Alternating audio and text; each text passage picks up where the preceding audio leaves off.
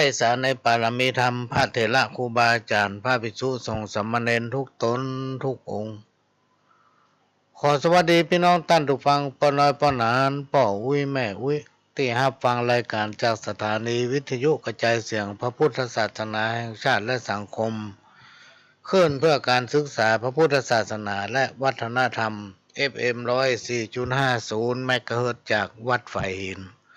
วัดฝ่ายหินตั้งอยู่หลังมหาวิทยาลัยเชียงใหม่ตำบลสุเทพอำเภอเมืองจังหวัดเชียงใหม่สถานีวิทยุของวัดฝ่ายหินนั้นเป็นของพี่น้องคนฟังทุกท่านเป็นเจ้าของ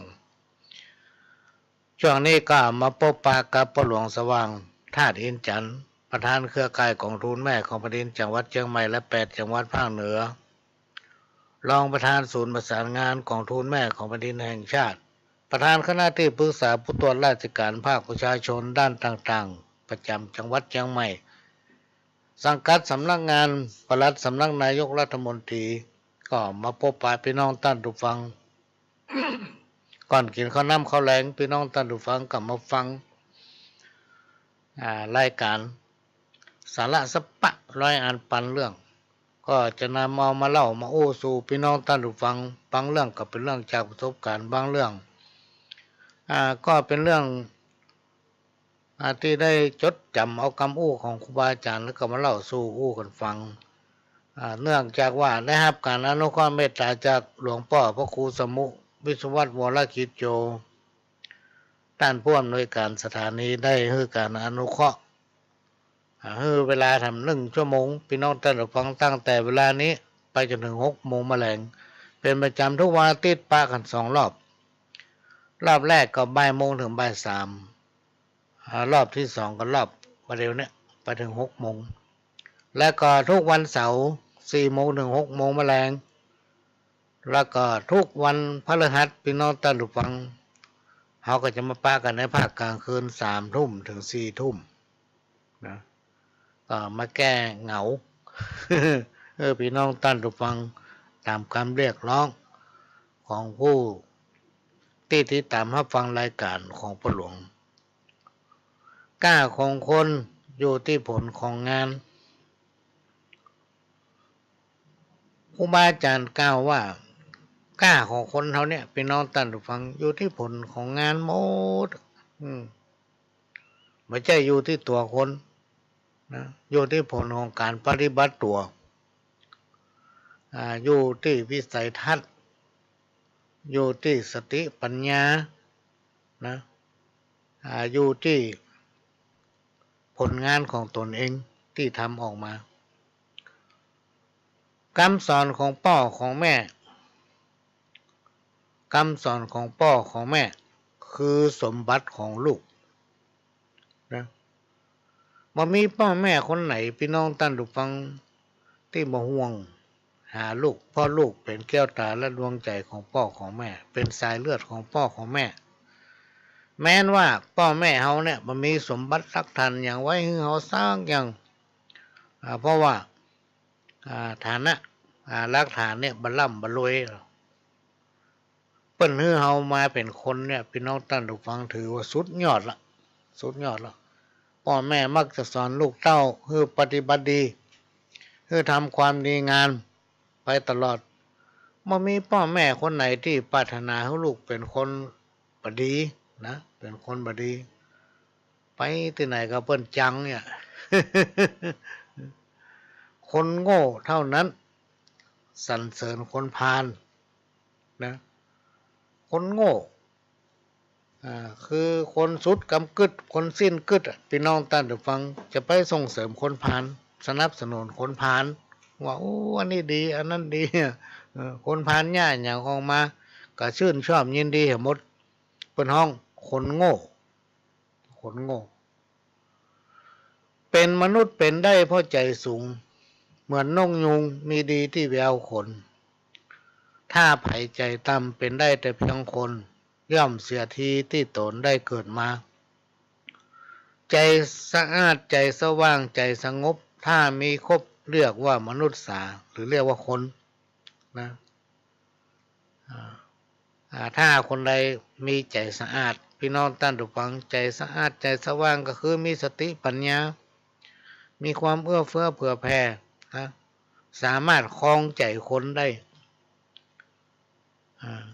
สามารถยึดเอาจิตใจของคนทั้งหลายมาอยู่ในหัวใจของตนเองการนี้เราจะเอาใจคนมาอยู่ที่ตัวเราเนี่ยมันยากพี่น้องท่านผู้ฟังมันยากยิ่งในปัจจุบันเนี่ยมีการพัฒนาทางด้านการศึกษานักไปเนี่ยพี่น้องท่านผู้ฟังคนเรามันก็เลยมีความรู้สูงขึ้นแล้วมันบรรลงกันบรรลงรอยกัน คิดไปคนละแง่ละมุมคิดไปคนละที่ละทางแทนที่จะมาช่วยกันประสานความร่วมมือทำอย่างให้มันสำเร็จได้ไวๆเป็นว่ามาทะเลาะกันเหี่ยคนนั้นว่าอย่างนั้นดีคนนี้ว่าอย่างนั้นดีคนนี้ไม่ยอมทำตามหน้าที่ของตนที่จริงแล้วไม่ต้องประสานกันพี่น้องท่านฟังเหมือนนิ้วมือเราถึง5 นิ้วเนี่ยถ้านิ้วมือถึง5 นิ้วมันแบบประสานกันละพี่น้องท่านฟังไปกินข้าวได้ยังไงจะกินอย่างได้นิ้วโค้งมันยอมทำงานเนี่ยนิ้วชี้นิ้วกลางมันยอมทำงานเนี่ยทำงาน2 นิ้วนิ้วนางกับนิ้วก้อยจะไม่ยากอย่างได้สักอย่างตักน้ำก็ไม่ได้กำมันยังกำมั่นในโอกาสที่คนเราทั้งหลายมีชีวิตเกิดมาเป็นคนถ้าเราไม่ได้สั่งสมบุญไว้พี่น้องท่านทุกฟังถ้าคนเราทั้งหลายเนี่ยบัดได้สั่งสมบุญไว้เมื่อในอดีตชาติปางก่อนชาตินี้ภพนี้เราทั้งหลายย่อมไม่ได้เกิดมาเป็นคนนะการจะเกิดมาเป็นคนนั้นไม่ใช่ง่ายๆพี่น้องท่านฟังมันยากเราอาจจะไม่ได้เกิดมาเป็นคนเราไม่ได้ทำบุญร่วมกันมาตั้งแต่อดีตชาติ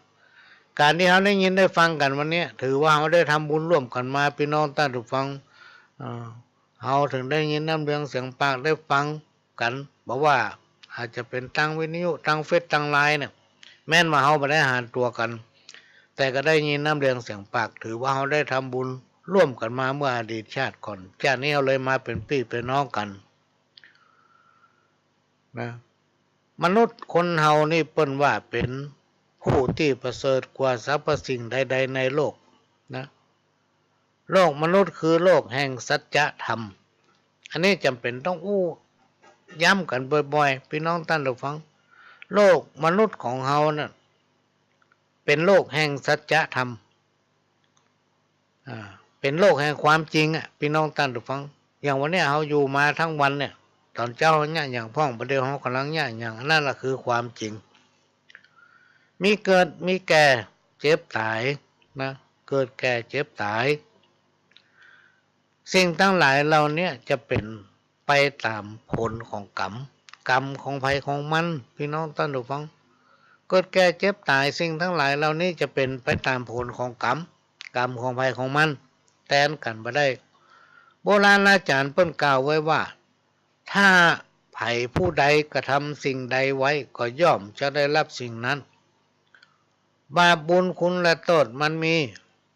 และก็ให้ผลเร็วในชาตินี้บ่มีชาติหน้าการที่คนเฮาทุกคนมีเกิดมาเพราะบุญเก่าเมื่อในอดีตชาติทำให้เฮาได้อยู่ดีกินดีมีร่างกายสุขภาพแข็งแรงสมบูรณ์นึกอยากอันหยังก็ได้กินอยากจะไปไหนก็ได้ไปคิดได้ไปได้ทำได้เพราะว่ามีบุญเก่าที่เราสั่งสมไว้อันนี้เป็นสิ่งที่คนเราทั้งหลายจะต้องสอดเสาะแสวงหาเสริมเติมเพิ่มบุญเก่าบดีประมาทลาสาเนอะพี่น้องท่านผู้ฟังทั้งหลายเกิดว่าบุญเก่าหมด บุญเก่าหมดยุ่งละดิ้นได้ก้าหัวเนอะดิ้นได้ก้าหัวนะลูกมาได้ละเพราะเขาไม่ได้สร้างสมบุญเพิ่มถ้าเขาสร้างสมบุญเพิ่มเนี่ยพี่น้องท่านผู้ฟังบุญตัวเนี้ยมันจะไปเชื่อมเอาบุญเก่านะบุญเก่าเขามีนักหนาป้านแหละแต่ว่าเขาไม่ได้ทำบุญในชาตินี้มันเลยมาเพิ่มมาได้นี่ก็ฝากไว้เนอะพี่น้องท่านผู้ฟังบาปบุญคุณและโทษมีจริง เป็นเงาติดตามตัวเฮาทุกคน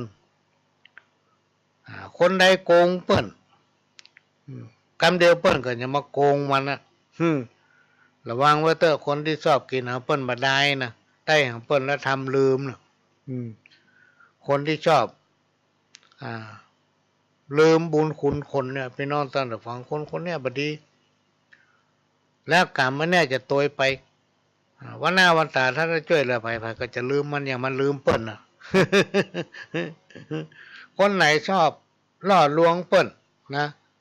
กรรมเดียวเปิ้นก็จะมาล่อลวงมัน อันนี้คือสัจธรรมพี่น้องท่านผู้ฟังสัจธรรมนี่คือความจริง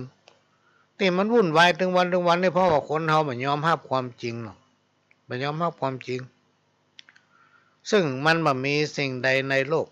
พี่น้องท่านผู้ฟังมันมีสิ่งใดในโลกที่อยู่คงที่เหมือนที่ว่าไปตะกี้นะเกิดแก่เจ็บตายนะในขณะที่เรายังมีชีวิตอยู่เราจะต้องมีความขยันหมั่นเพียรคนที่ขยันหมั่นเพียรเต้าอั้นพี่น้องท่านผู้ฟังจะประสบความเจริญในชีวิตลองพอเตอถ้าคนไหนขยันหมั่นเพียรเนี่ยจะต้องประสบกับความเจริญในชีวิตอย่างแน่นอนนะอันนี้ก็มาฝากไว้ในช่วงเย็นวันนี้วันนี้เราก็ได้มาปะกันรอบเนาะความทุกข์มันทำให้คนเรามีความคิดมันทำให้คนเราฉลาดความฉลาดมันทำให้คนเรามีความสุขความสุขมักจะทำให้คนเราเพลิดเพลินความเพลิดเพลินเนี่ยพี่น้องท่านฟังเป็นเหตุทำให้คนเราประมาทเลินเล่อนะลืมตัวในช่วงที่มีความเพลิดเพลินนะเป็นคนลืมตัวแล้วก็พลาดเผลอไปทำความผิดเป็นความผิดที่ทำขึ้นโดยความบัดตั้งใจความผิดทำให้คนเฮานี่เป็นทุกข์พี่น้องท่านผู้ฟังคนใดมีความผิดนะมันจะทำให้เป็นทุกข์สิ่งเหล่านี้มันจะเวียนไปเวียนมากับชีวิตของคนเฮาคนที่มีจิตใจนักแน่นจึงจะพ้นภัยผู้ที่มีจิตใจเมตตาพี่น้องท่านผู้ฟังมีจิตใจเมตตาบอกว่าดิให้หื้อไผนะบ่จังไผเนาะบ่ดูถูกคนนั้นบ่ดูควันคนนี้บ่เหยียดหยามคนอื่นฮื้อเกียรติคนอื่นเปิ้นเสมอนะผลที่มันจะตามมาก็คือความฮักความมีดูสงสารเวลาเราตกอับมันมาอับพี่น้องท่านฟังมีคนอินดูนะจ่าลวงสุดแม้นว่าเขาตายไปเนี่ยพี่น้องท่านฟังมีคนอู้ถึงนะก้าวขานหาว่าโอ้ขึ้นฮอดมันยังคนมาได้ทำอันนั้นทำอันนี้ได้ช่วยเหลืองานสังคมนักหนาป้าป้านนะเป็นตัวอย่างให้กับลูกกับหลานพี่น้องท่านฟังนะไผไปที่ไหนเปิ้นอู้ถึงเขาต้องบ่ลืมทำความดีแต่ถ้าย่าเฮอเปิ้นจังไปที่ไหนก็ไปจังเปิ้นไปว่าเฮอเปิ้นหาเรื่องใส่เปิ้นอันนั้นอันนี้เปิ้นย่าดีก็ว่าบ่ดีเนาะคุดคุยอยู่หั่นน่ะคนประเภทเนี้ยพี่น้องท่านผู้ฟังเวลามันตายไปเปิ้นเบาใจเบาอกเบาใจมันตายไปเฮียก็ดีอันวิชาความรู้เหมือนหีบตู้เงินทองถ้าไผ่จ้างใจเหมือนว่ามีเงินเป็นกองถ้าไผ่จ้างปกครองเหมือนว่ามีเงินเต็มตู้นะวิชาความรู้สติปัญญาเนี่ยพี่น้องท่านผู้ฟังมันกินมาเสี่ยงและสิ่งทั้งหลายเหล่านี้มันมาจากประสบการณ์ของตัวเองมันมีขายเขาใครหู้อย่างเขาต้องคงควายหาคนเดียวนะคงควายหาคนเดียวมันจะประสบความสำเร็จหรือว่าประสบความสำเร็จนั้นอยู่ที่สติปัญญาและความสามารถของตนนะทุกอย่างเนี่ยขึ้นอยู่กับตัวเขาหมดเป็นน้องท่านผู้ฟังประสบการณ์เนี่ยสำคัญขนาดเราต้องหาประสบการณ์และนำประสบการณ์นั้นมาเป็นข้อคิด เหมือนถ้าเขามีปัญหาเนี่ยเขาก็เอาปัญหานะมากึดพี่น้องท่านผู้ฟังว่าปัญหาตัวนี้มันเกิดขึ้นมาได้อย่างไรเราจะแก้ไขมันได้อย่างไรเมื่อเวลานี้เขายังแก้ไขมันได้เขาอย่างเงี้ยจะได้เข้าหาต้นมันพี่น้องท่านผู้ฟังเข้าหาต้นต่อมันเลยป้ายจ้างเขาสู่วางงาบนบอกกรรมกรรมที่ว่าเนี่ยวิชาความรู้เหมือนหีบตู้เงินทองถ้าไผ่จ้างใจเหมือนมีเงินเป็นกองไผ่จ้างพกของเหมือนมีสตางค์เต็มตู้ใจสติปัญญาของเขาเนี่ยมนุษย์ลุ่มฟ้าโลกล่าใจเหนียวลึกคอมือเดียวไผ่หลอนยังได้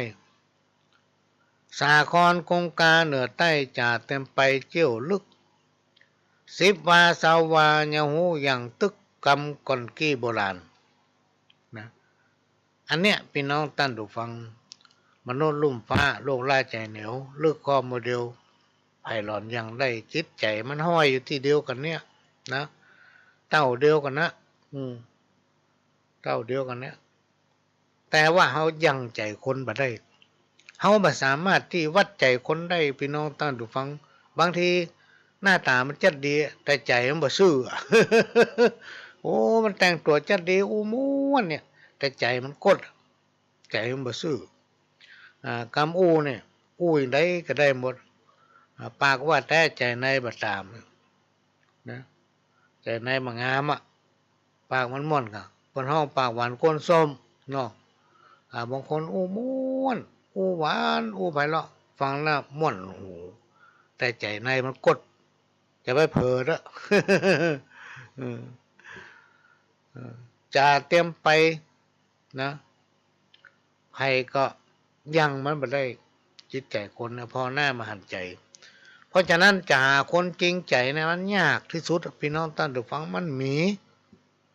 เกือบจะมีกันแล้วคนจริงใจใส่กันนี่นะแต่ละคนที่สวมหน้ากากใส่กัน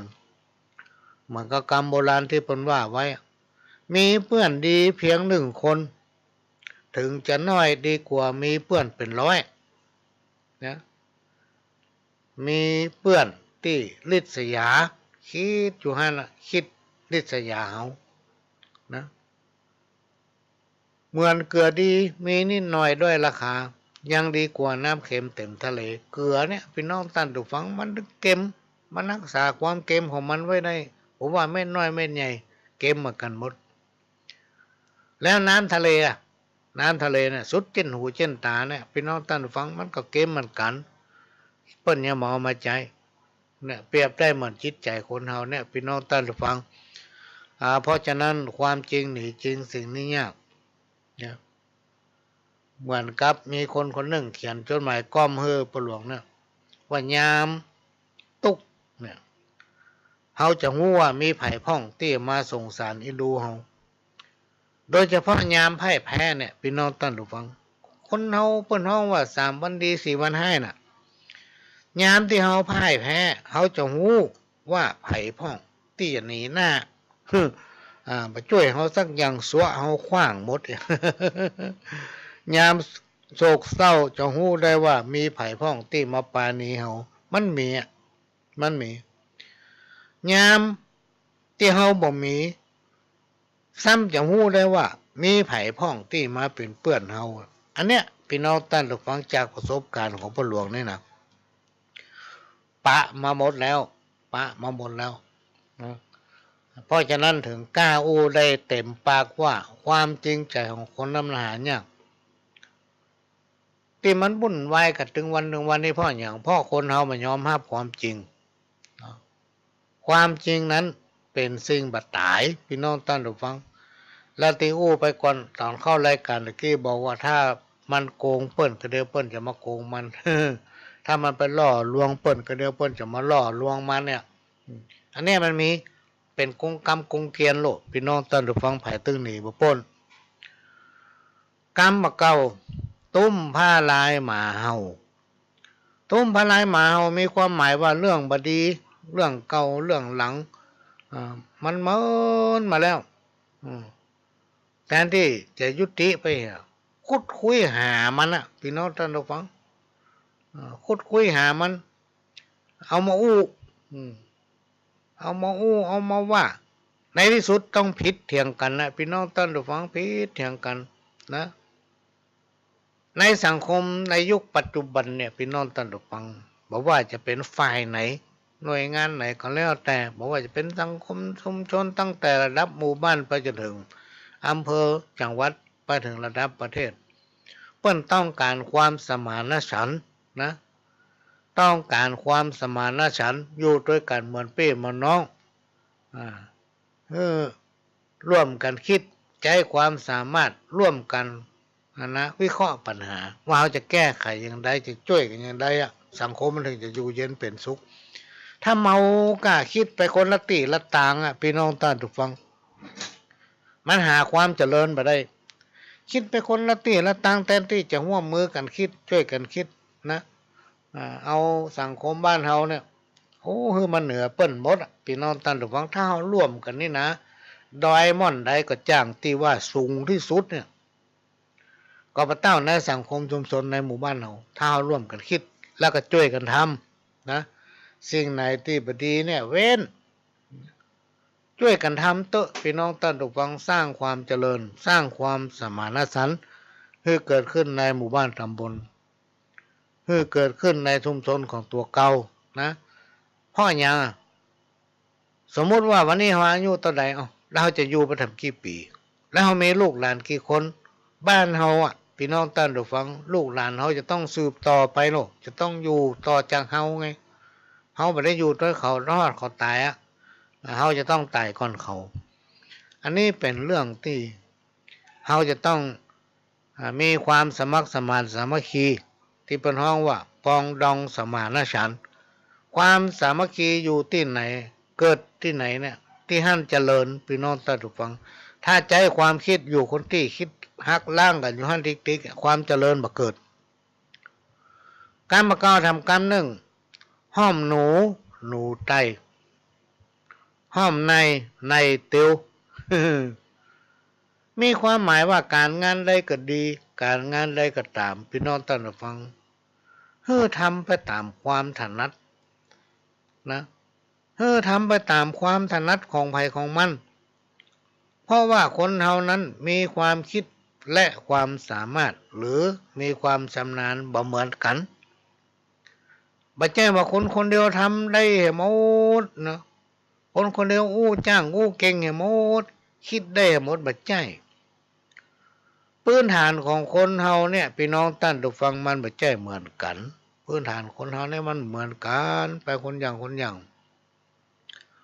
บางคนนี่ยากการแจ้งมาก็ไปค่ำมาก็มาไปถึงบ้านยากการมีความขยันมันเพียรขนาดบ่พอกินเพราะอย่างมันพอกินก็เพราะการมันบัถนัดมันบัถนัดในด้านนั้นความถนัดของคนเขานี่เหมือนกันนะพี่น้องท่านผู้ฟังบางผู้บางท่านต้องเปลี่ยนอาชีพเรียนมาจบสูงขนาดมาขายอาหารเนี่ยแปลงร้านอาหารเนี่ยปรากฏว่าทำความเจริญรุ่งเรืองคนเขาเนี่ยมาแจ้เหมือนกันพื้นฐานความเป็นอยู่กับแจ้เหมือนกันบางคนอยู่บ้านวันค่ำสตางค์ไหลเขาหามันติ๊กๆมันมีนะพี่น้องท่านผู้ฟังลองพิจารณาพอเนอะพิจารณาพอแล้วก็เอาไปบอกลูกบอกหลานนะความถนัดของคนเฮาสติปัญญาของคนเฮาเนี่ยมันไม่ใช่เหมือนกันหมดนะบางผู้บางท่านพยาการถึงวันต้องออกบ้านถึงวันห่อเข้าตัวบางทีก็ไม่ได้ห่อไปกินเอาตั้งหน้าบางคนอยู่บ้านยากการในบ้านเนี่ยพี่น้องท่านผู้ฟังเนี่ยมันเหมือนกันนะเพิ่นถึงว่าห้อมหนูไตห้อมในติวแต่สรุปแล้วพี่น้องท่านผู้ฟังเขาจะต้องทำงานตามหน้าที่ของพยามันงานอะไรที่เขาถนัดทำไปอะไรที่เขาบ่จ้างเขาบ่เก่งเขาบ่คล่องเขาบ่ถนัดจะไปทำแล้วมันจะรู้ ทำแล้วมันจะรู้มันประสบความสำเร็จการมาก้าวทำกรรมหนึ่งเป็นคติสอนใจจากคนฟังเป็นส่งมานั่นนะคบคนจ้างขายจะได้จ้างกล้าเกิดความก้าวหน้าเจริญได้น้อยก็ดีกว่าขี้ค้านบางคนนอนอยู่บ้านบ่ได้พี่น้องท่านผู้ฟัง โอ้เสียดายเวลาเสียดายพละกำลังเสียดายคนบรรยากาศทำงานอย่างไปกินนั่นน้อยนี่น้อยบ่คิดถึงว่าถ้าแก่ตนแก่ตัวมันอะไรย่านใดเนาะพระหน้าวันตาจะย่านใดนาทีเร่งสร้างเนื้อสร้างตัวมาเร่งอันนี้คือกรรมเก่าที่มันบอกว่าคบคนจ้างขายจะได้จ้างกล้าจะไปคิดว่าจะต้องกินหัวเปิ้นอย่างเดียว ต้องทำด้วยสติปัญญาของตัวเก่านะ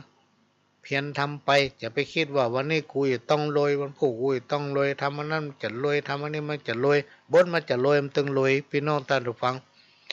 หลายๆคนต้องผิดหวังอย่างวันที่1เนี่ยคราวนี้วันที่1เดือนเนี้ยเดือนหน้าเนี่ยกูถึงหวังเต็มตีเต็มเป่าแล้วไอ้เนาะเต็มกระเป๋าแน่ถ้าเอาหวังนักอย่างนั้นนะพี่น้องท่านผู้ฟังเกิดวันที่1มามันไม่ได้สักกรรมเลยไปหวังวันที่16ของว่ากรรมเก่าทำกรรมหนึ่งอันมนุษย์สาจีวาอยู่ไส้ล้วนบอดบ้าใบอยู่ในสงสารบ่อนจักหูอยู่5 สถานทั่วจักรวาลไผ่ขานบอกได้อายุสังขารยืนนานแต่ใบอยู่เมินเพียงใดไผ่หูจักตายเป็นอย่างโดนกังลากกู้รับตื่นยืนอู้ดิ้นไปทำอันมืดนักจักตายวันไหนตายเวลาใดเจ้าขวายใบล่าตายแล้วไปไหนไผ่จักข้องแวะนรกสวรรค์ชั้นใด5 สถานนี้เป็นที่สงสัยมีไผ่คนใดจักไขบอกได้นะหูกล้าตะวาวันนี้ยังเฝ้าวันพวกคนเฮาไปหูด้วยเหตุนี้แหละหมู่เฮาตั้งหลายอย่าได้คุดคู่ประมาทอยู่ได้ไปวันเฮ่งสร้างวนกันไว้ได้ไปสวรรค์ถึงนิพพานในวันต่างหน้าในวันต่างหน้าอันนี้พี่น้องท่านผู้ฟังมันเป็นคติสอนใจได้ดีขนาดเฮาถึงวันเนี่ยเฮาอยู่ไปถึงวันเนี่ยพี่น้องท่านผู้ฟังมันไปสอดคล้องกับคำที่ว่าตามีหน้าพอหน้ามาหันเฮาไปแจ้งฮู้เฮาไปได้ฮู้ว่าวันเนี้ยมันจะเป็นจะได้พวกมันจะเป็นจะได้เตื้อเฮาอยู่ด้วยกันดีๆข่าวมาคนทางบ้านใต้บ้านเหนือคนนั้นตายคนนี้ตายที่จริงก็เคยจะดีก็กล้าอยู่กับกันเนี่ยกล้าอู้กันมายังวางแผนเนี่ยการทำงานด้วยกันตายไปละแต่ละคนพี่น้องท่านผู้ฟังตายแล้วไปไหนตายแล้วไปไหนไปอยู่ที่ไหนนรกสวรรค์หรือว่าที่ไหนเขาก็สงสัยต่างคนต่างก็สงสัยนะพี่น้องท่านผู้ฟังว่ามันไปไหนกันหมดตายกันถึงวันเนี่ยพี่น้องท่านผู้ฟังลองรวมพอหรอไม่ใช่มีกับบ้านเฮาบ้านเหนือบ้านใต้รวมไปถึงอำเภอถึงจังหวัดถึงประเทศวันหนึ่งมันตายกันกี่คนมันตายกี่คนแล้วเขาไปไหนตายแล้วเขาไปไหนกันหมด อันเนี้ยไผ่ตอบมาได้พี่น้องท่านผู้ฟังไผ่ตอบมาได้สักคนนะที่มันตอบมาได้เพราะอย่างก็มันก็บ่ตายมันก็บ่เคยตายถ้ามันเคยตายนี่เขาจะเชื่อมั้งล่ะหลายๆคนมาโม้นะพี่น้องท่านผู้ฟังระวังก็ดีแล้วเขาจะหลอกลวงหัวหาว่าตนเองสามารถไปนรกได้สามารถไปสวรรค์ได้สามารถรับตาและติดต่อกับคนนั้นคนนี้ได้ระวังเถอะมาจุหัวอันนี้ก็เป็นห้อมหากินของมิจฉาชีพพี่น้องท่านผู้ฟังยิ่งปัจจุบันเนี่ยแก้วแหวนเงินคำมันหายากการหากันลำบากเพราะไวรัสโควิดด้วยอันอย่างสปาสเปดเนี่ยการทำงานเลยบ่ค่อยสะดวกอันยังก็พูดก็แปลงเงินก็เขียมพี่น้องท่านผู้ฟังมันหามีปลาเลอะสตางค์นะแต่มันไม่ค่อยมีกล้ามันไม่ค่อยมีกล้าสมมติเรามีตังปันเท่าขี่รถยนต์เราไปเติมน้ำมันสัก600เนาะถ้าเราขี่รถเครื่องเรามีตังสัก100เราเติมน้ำมันเห็นสัก50 บาทหรือ50 บาทพี่น้องท่านผู้ฟังสตางค์มันมีปลาเลอะถ้าไผ่ขยันเนี่ยจะมีนักแต่ว่าพี่น้องท่านผู้ฟังสิ่งที่เราจะต้องทำเนี่ยก็ย้อนไปกรรมเก่าตะกี้นะ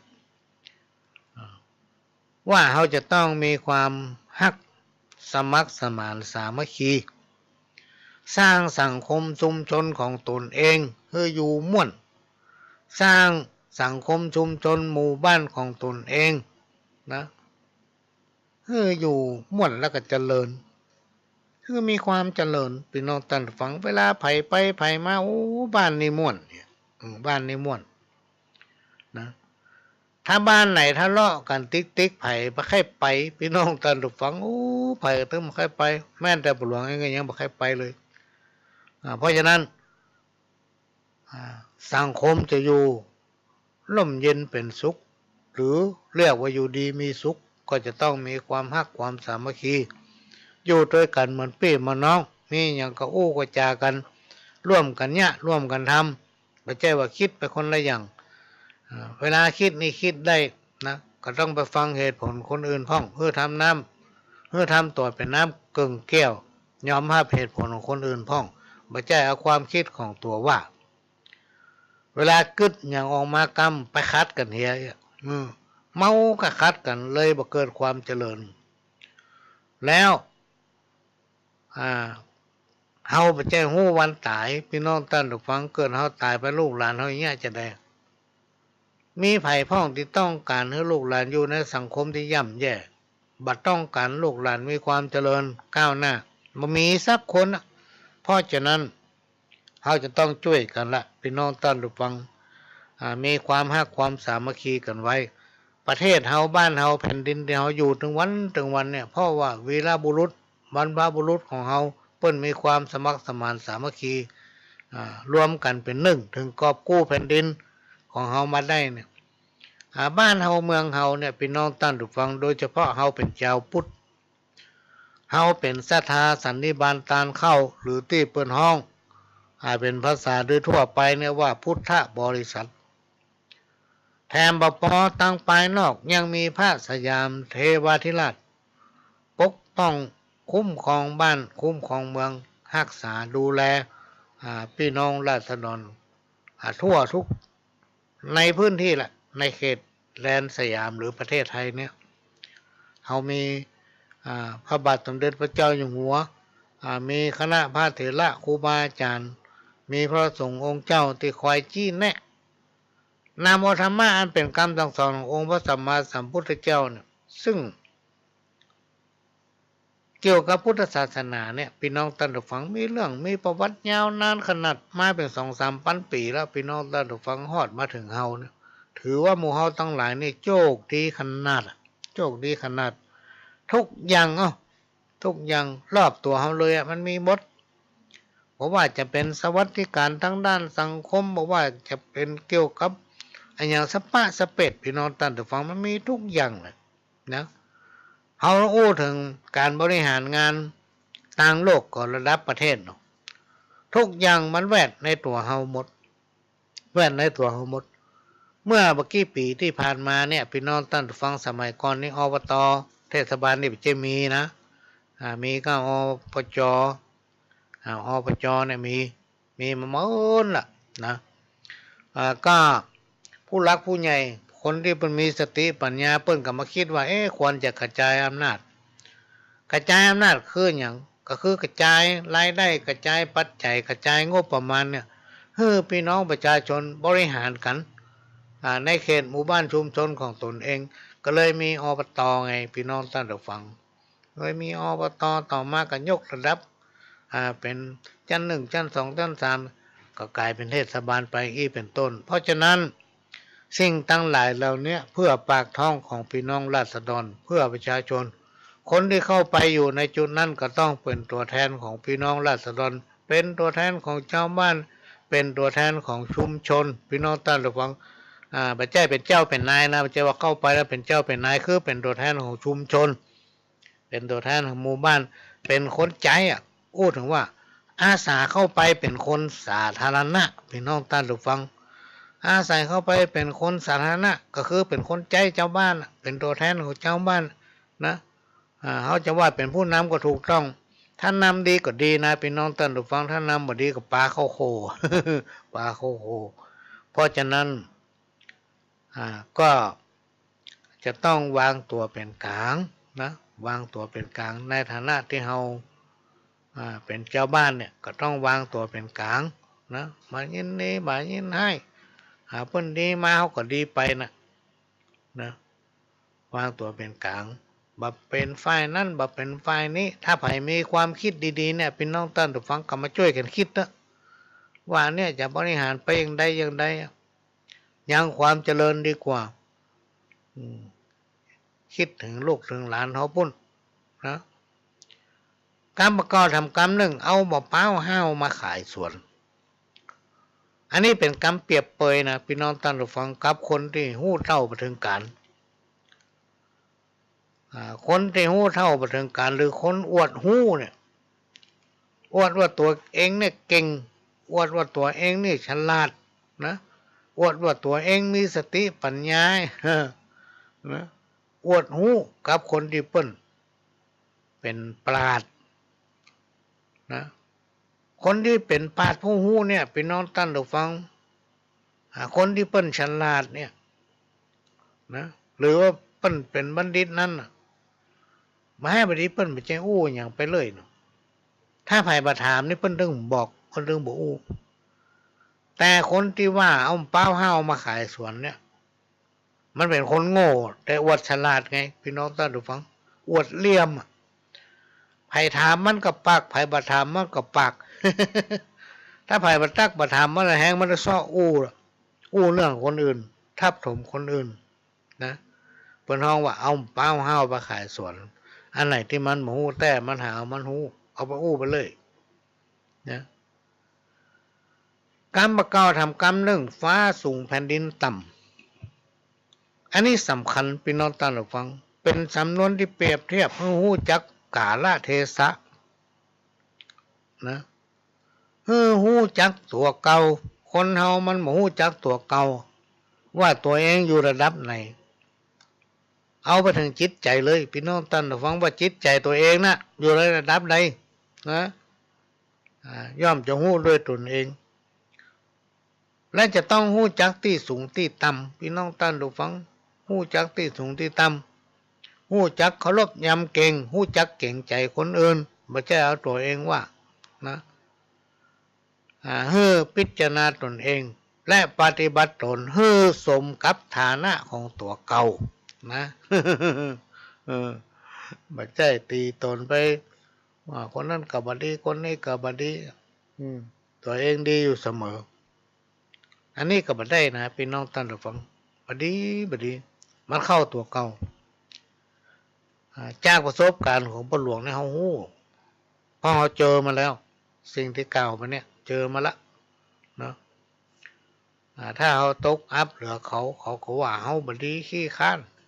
ไปมีหยังหั่นเหี้ยแล้วในที่สุดกรรมอันเนี้ยไปเข้าคนที่ว่าหมดกรรมเก่ากรรมที่ครูบาอาจารย์เพิ่นอู้ไว้เนี่ยพี่น้องท่านผู้ฟังว่าบ่ได้ไปว่าหยังไผบ่ได้แจ้งเปิ้นสิบหายเด้อตัวสิบหายก่อนบ่ได้แจ้งให้เปิ้นตายตัวตายก่อน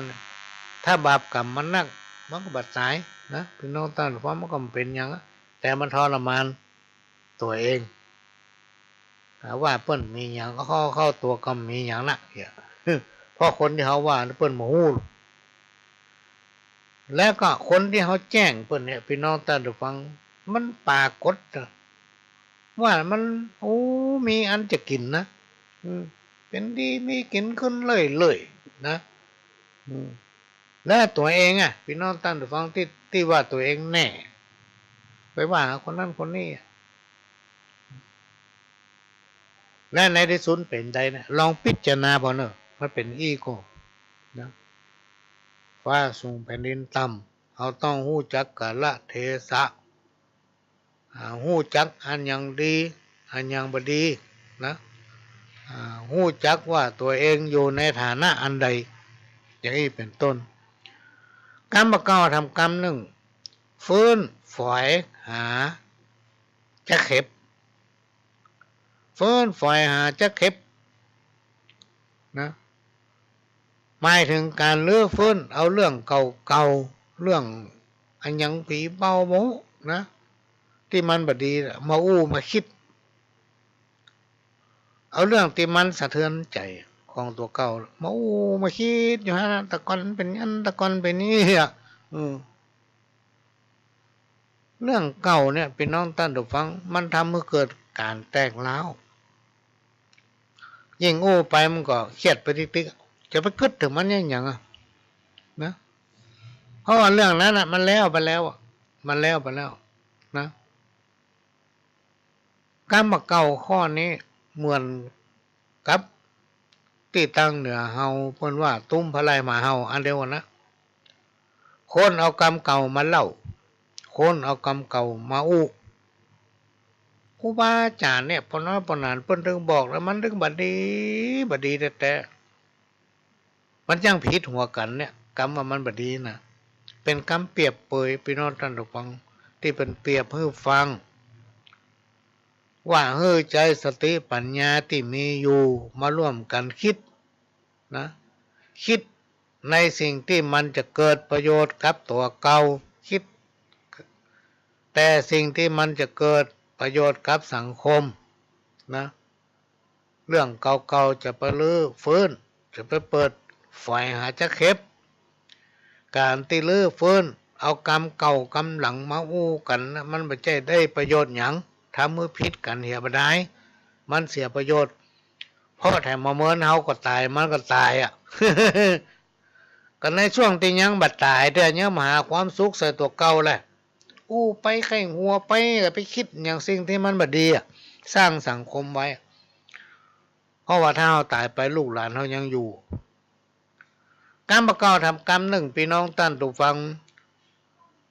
กิ่งคกเข็นคกขึ้นภูเขาอันนี้มีความหมายว่าเรื่องที่กำลังจะทำหรือว่าการงานใดก็ตามที่จะทำให้มันสำเร็จลุล่วงผลนั้นยากลำบากแสนเข็ญบ่ใช่เป็นของที่จะทำได้ง่ายๆเปิ้นจึงเปรียบเปรยว่าเข็นคกขึ้นภูเขาหรือว่าเข็นคกขึ้นดอย ถ้าจะเปรียบไปเหมือนกับคนเราในยุคปัจจุบันเนี่ยพี่น้องท่านฟังต่างคนต่างจิตต่างใจยากที่จะให้ทุกคนมีความคิดเหมือนกันหมดอันนี้ก็เป็นความจริงพี่น้องท่านฟังนี่เป็นความจริงจากที่ประสบมาพี่น้องท่านฟังเมื่อสมัยก่อนเนี่ยที่บ้านตาหลองขี้ควายเนี่ยไปที่ไหนเพิ่นฮู้จักหมดบ้านตาหลองขี้ควายศูนย์นั้นถ้าอู้ถึงว่าศูนย์นั้นรู้บ้านตาหลองขี้ควายเพิ่นจะฮู้จักกันหมดทั่วประเทศมานี่หมดอ่ะพี่น้องท่านฟังเหมารถกันมาใจเสี่ยงเงินเป็นหมื่นๆไปแจกกันในประเทศเฮาต่างประเทศก่อนมาก็ยังว่าของบัดแท้เตื้อย ของบัดแท้เมาก็มาแล้วไปได้กินหยังวะเนี่ยเพิ่นห้องเข็นคกขึ้นเขาจะให้คนอื่นมีความคิดเหมือนเฮานะมันเหมือนนะมันมีหายากก็ขนาดเพิ่นบุญมาหาเตียวเข้ามาอย่างเพิ่นไปปล่อยเนี่ยเอารถมาจอดนอกถนนเตียวเข้ามา300กว่าเมตรมันไปปล่อยเหมารถมาเสี่ยงเป็นแสนๆนะบางทีมาจากตามชายแดนภาคใต้ต้องนั่งรถมา2 วัน 2 คืนเนี่ยมาถึงบ้านเฮายังว่าบัดแท้เถอะเนี่ยพี่น้องท่านผู้ฟังเป็นห้องเข็นคกขึ้นภูเขานะเข็นคกขึ้นภูเขาเฮาจะเอาคนคิดเหมือนเฮาหมดถึงมาได้อันนี้เป็นประสบการณ์ที่ปะมาแล้วไม่ใช่ว่าเอามาอู้มานี้อันนี้คือสิ่งที่เฮาประสบมาพี่น้องท่านผู้ฟังกรรมเก่าของกรรมหนึ่งคบกับคนพาลก็ย่อมปาไปหาพิษถ้าคบกับบัณฑิตกับปาไปหาผลมีความหมายว่าถ้าไผ่ผู้ใดคบกับคนใจต่ำเนี่ยพี่น้องท่านผู้ฟังคนใจต่ำคนสันดานต่ำเนี่ยมันก็พลอยคิดชั่วทำชั่วแล้วปาเฮาไปทำอย่างมันนะเปิ้นถึง5 มื้อคบไง5 มื้อคบแต่ถ้าคบหาสมาคมกับคนดีหรือว่าคบหากับคนที่เปิ้นจ้างกล้าจ้างขายคนที่เปิ้นมันขยันทำไร่ทำสวนมันก็จะแนะนำเอาไปตามนั้นนะคบกับคนที่เปิ้นมีความรู้มีประสบการณ์พวกแนะนำเอาไปทางที่ดีสิ่งที่บ่ดีเปิ้นบ่แนะนำหรอก แล้วสิ่งที่บริเปิ้งกับมาอู้เอามาคิดมันเสียเวลาพี่น้องท่านผู้ฟังมันเสียเวลามากับตะกี้นะกำตะกี้นะเข็นโคกขึ้นบนภูเขาเนี่ยเมื่อเอาเข็นโคกขึ้นบนภูเขาเข็นบะแปะพี่น้องท่านผู้ฟังเขาเข็นคนเดียวอ่ะย่างกับไปเข็นยังยังอ่ะ ไปเข็นยังยังก็ไปเข็นละยุดเข็นกรรมเก่าทำกรรมเรื่องแมวขึ้นขวัญบะม่วนใจหนูแมวขึ้นขวัญมะม่วนใจหนูมะม่วนก็คือบะชอบใจอ่ะหรือบะทุกข์ใจอันเนี้ยมันมีความหมายว่าการงานใดก็ตามพี่น้องท่านผู้ฟังถ้าว่ามีผู้รักผู้ใหญ่หรือคนที่หู้ใจคอยสอดส่องดูแลแนะนำอย่างอันอย่างนี้นะ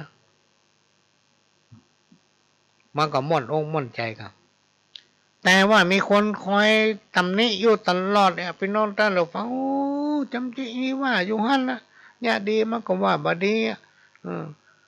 เปิ้นมากันแห่กันมาถึงบ้านถึงเมืองมันก็ยังว่าบัดแต่เตื้อยถ้ามีคนประเภทเนี้ยพี่น้องท่านผู้ฟังมันก็เข้ากับบรรยากาศที่ว่าแมวขึ้นขวัญมาม่วนใจหนูนั่นนะแต่ถ้ามันไปหนูก็ม่วนใจละพี่น้องเนี่ยคนเฮาฮู้วันเกิดล่ำฮู้วันตายนะฮู้กล้ากินกล้าอยู่บ่คิดถึงว่าสักวันกุยต้องตายบ่คิดกรรมเก่าทำกรรมเรื่องยะให้ไก่ตายะนาไก่บ้านยะให้ไก่ตายะนาไก่บ้านเดี๋ยวน่ะพี่น้องท่านผู้ฟังนี่หัวหน้าพชโทรมาฮัลโหลครับ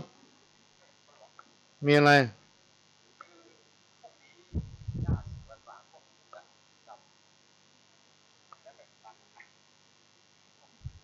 ลำเหมืองน้อยนะมันผ่านมาตั้งนั้นอ่ะมันลัดตีตัวเก่าไปย้ายเนาะเขาบอกให้มาตั้งนี้มันผ่านเขาจะแปลงต่อไปตั้งนี้เขาจะแปลงบ้านเขาตั้งนี้เนาะในสมัยก่อนย้ายเนาะขุดใหม่ย้ายคือลำเหมืองนั้นโอนจากที่ท่านไปนะเป็นห้องว่าย้ายเขตลำเหมืองเรื่องพอมีลำเหมืองผ่านมาน่ะแต่มาตกกลางที่พอดีเขาจะแปลงบ้านท่านนั่นน่ะจะแปลงลงเข้าท่านนั่นน่ะจะแปลงร้านท่านนั่นจะแปลงหงรถท่านนั่นนี่นะขุดแล้วย้ายไปไอ้น่ะเมื่อมันเติกบัดได้เนอะพี่น้องตาทุกฝังครูบาอาจารย์เพิ่งกล่าวว่าบดีเนี่ยเด็ดขาดมันจะคืดเนาะคำว่าคืดนี่บอกมาได้ว่าเป็นตัวจะได้เนี่ยแก้บัดตกนะพี่น้องท่านผู้ฟังแก้ไปได้ก็พอดีได้รับการประสานจากพัฒนาการจังหวัดเชียงใหม่เนี่ยพี่น้องท่านผู้ฟังว่าวันพุธเนี่ยที่หน้าศาลากลางเนี่ยที่ศูนย์ราชการศาลากลางเชียงใหม่เนี่ยทางสำนักงานพัฒนาชุมชนร่วมกับหลายฝ่ายเพิ่นจะมีการแจกพืชผักสวนครัว